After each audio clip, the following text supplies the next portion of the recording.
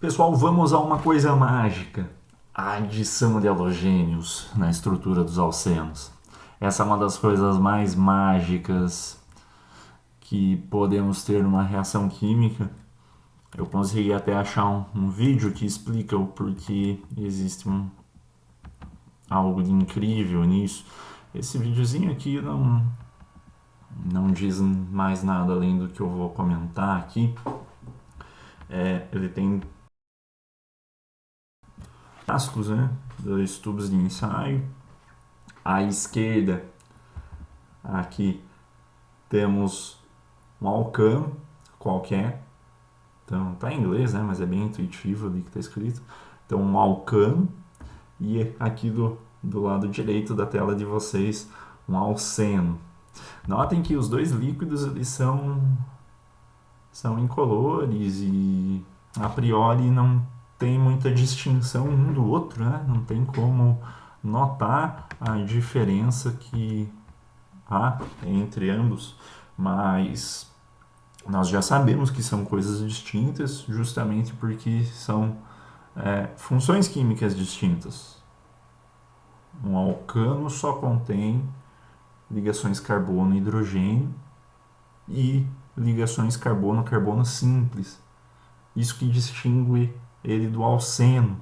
O alceno tem uma ligação dupla entre carbono e carbono. Então, o alceno tem uma hibridização do tipo sp2, tem uma região onde é uma maior concentração de elétrons, que é bem na região da dupla ligação, diferentemente do alcano. Existem algumas propriedades distintas também quanto à hibridização de ambos, que aí que explica por que há uma concentração e não uma depleção da carga nessas estruturas.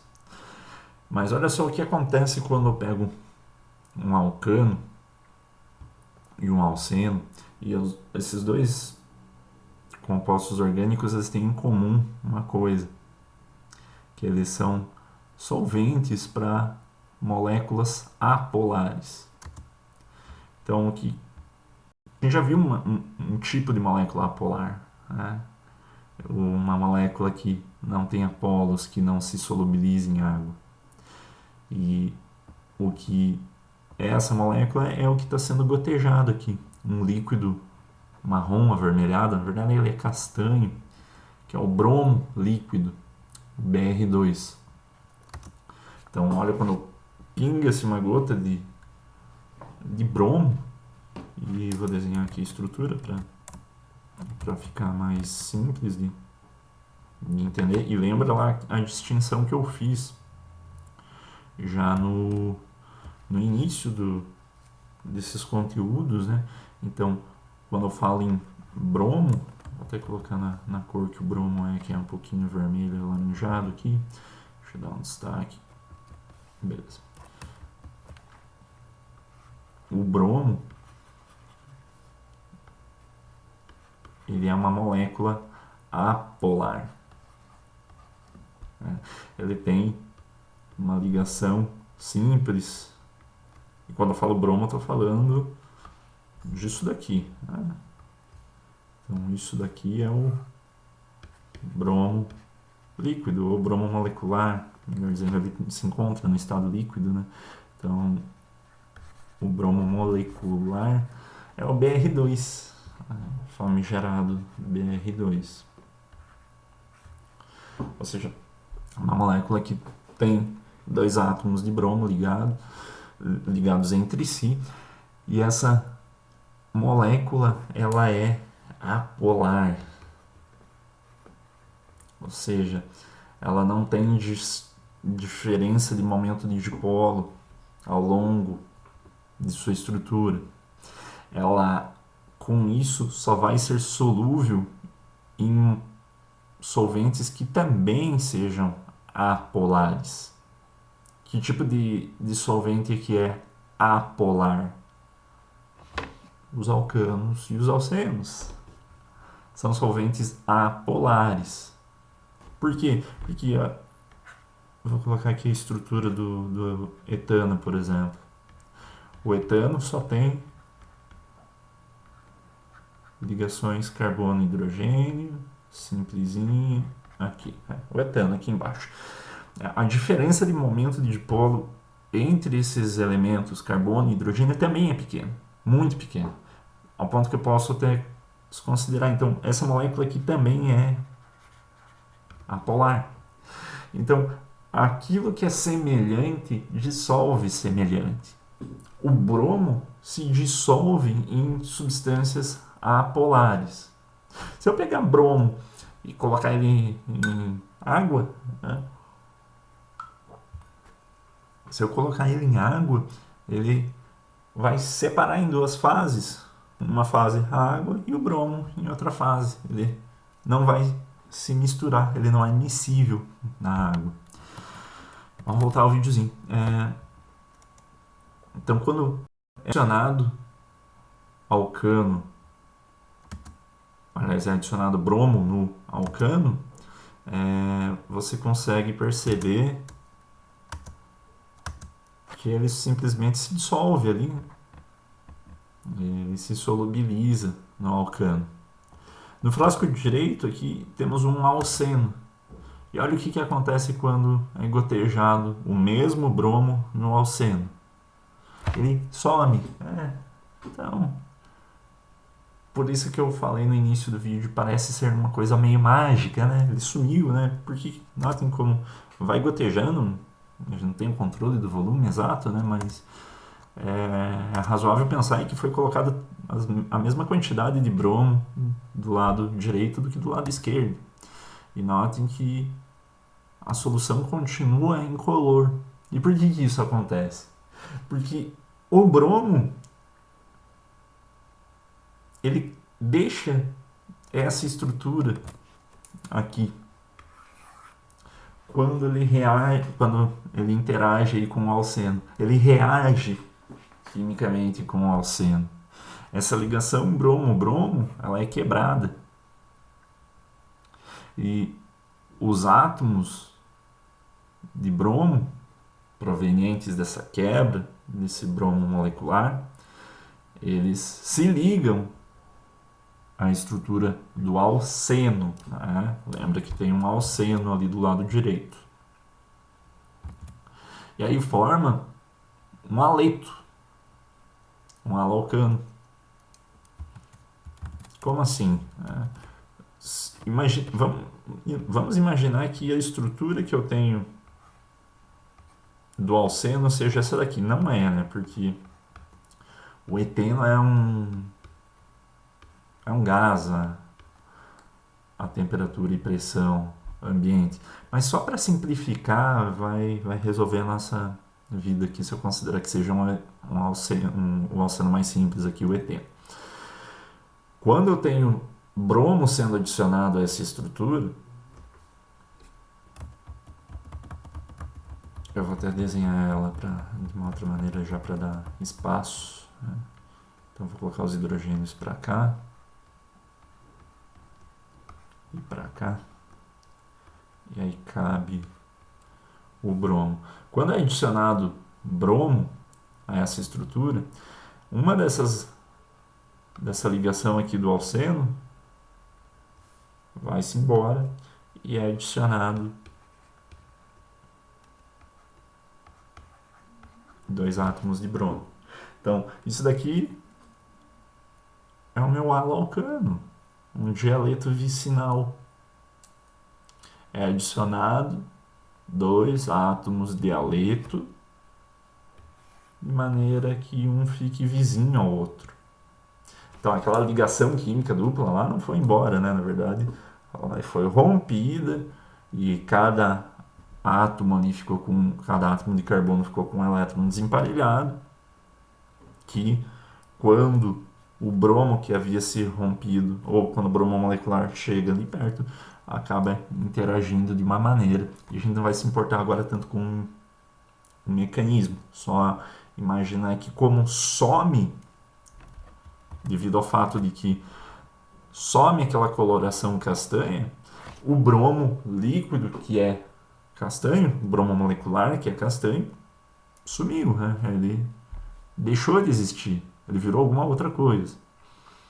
como na natureza nada se cria, só se transforma, esse bromo molecular foi transformado em alguma coisa, que é esse haleto, esse dibrometo vicinal. Então, como que isso acontece? Né? E por que isso acontece? A gente já viu algumas adições de halogênios em alcanos,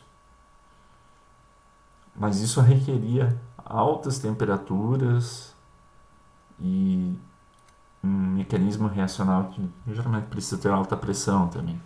Foi o primeiro conteúdo que nós vimos, né? Aquelas reações em cadeia do Br2 ou do cloro 2 com alcano.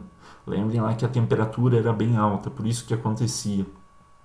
Se não tiver uma temperatura bem alta, o que acontece? O bromo só, ou o cloro também seria válido, ele só se dispersa naquele meio, só se solubiliza naquele meio e fica ali inerte, do mesmo jeito que a gente viu ali aqui do lado esquerdo, né?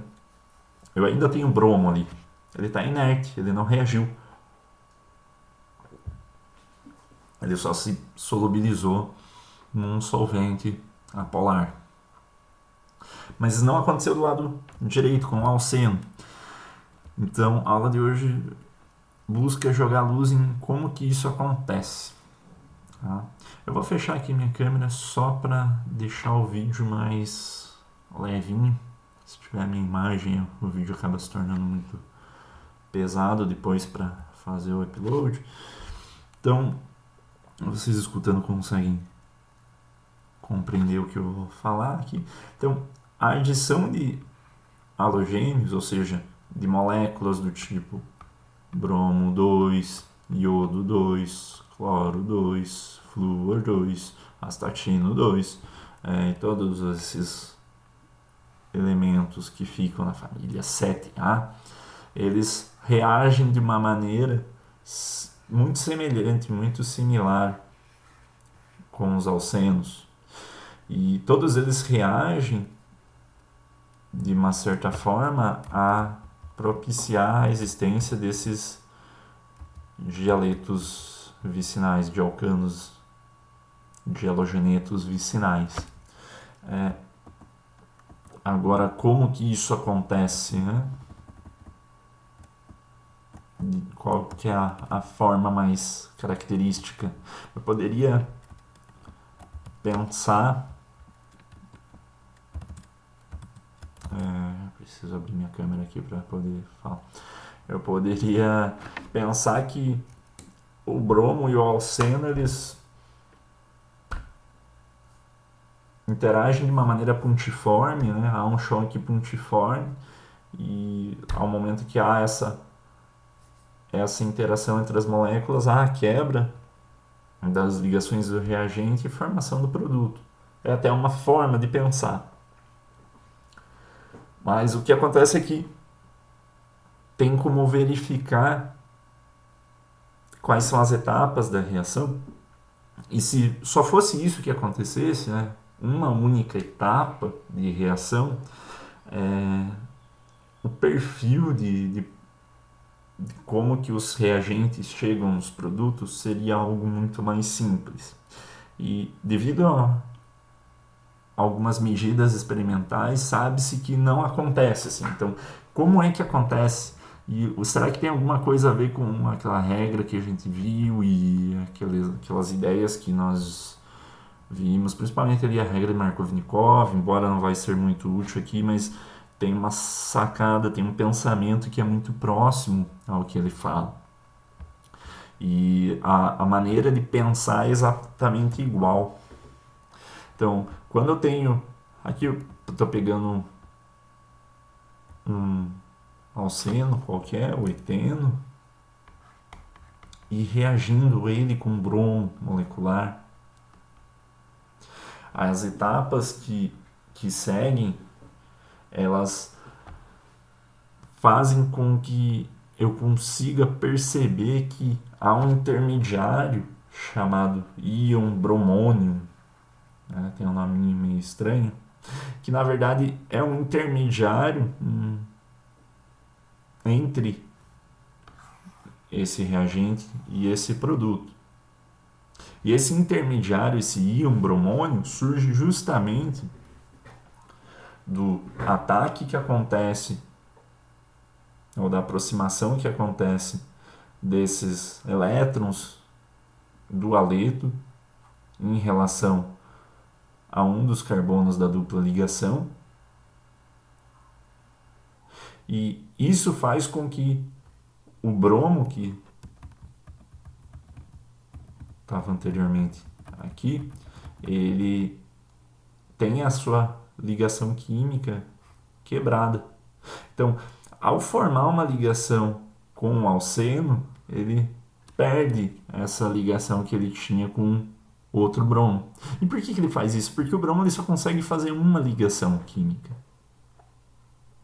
Ele só vai conseguir fazer uma ligação química por vez, e isso faz com que haja a quebra da ligação que ele estava mantendo com outro bromo. Só que para que ele consiga ser mantido ali nessa estrutura do alceno, existe um efeito cooperativo que acontece. Existem duas situações que acontecem ao mesmo tempo. A primeira delas é os elétrons do bromo indo em direção, então os elétrons do bromo se aproximando do carbono, e os elétrons que estavam nessa ligação carbono-carbono interagindo com o mesmo bromo. Se você for contabilizar aqui as cargas, você vai perceber, que nessa situação o bromo tem os seus 8 elétrons garantidos. Então a regra do octeto está sendo respeitada aqui. Embora ele tenha seus 8 elétrons, ficou um cara para trás, né? Ficou esse outro bromo aqui, ele ficou com um par de ligação que antes ele mantinha com outro átomo de bromo, e ao ficar ele sai da estrutura na forma de um brometo, Br-. Perfeito? Então, esse Br- ele ainda está disponível na reação química. Ele ainda está no meio reacional. E é ele que se aproxima dessa estrutura desse íon bromônio que foi formado. E, obviamente, quando tem essa estrutura do íon bromônio, eu tenho uma estrutura que carece de elétrons, ou fica com uma carga levemente positiva em relação a cada um desses átomos de carbono, aqui e aqui. Então, esse brometo aqui, ele continua atuando como o quê? Como um nucleófilo.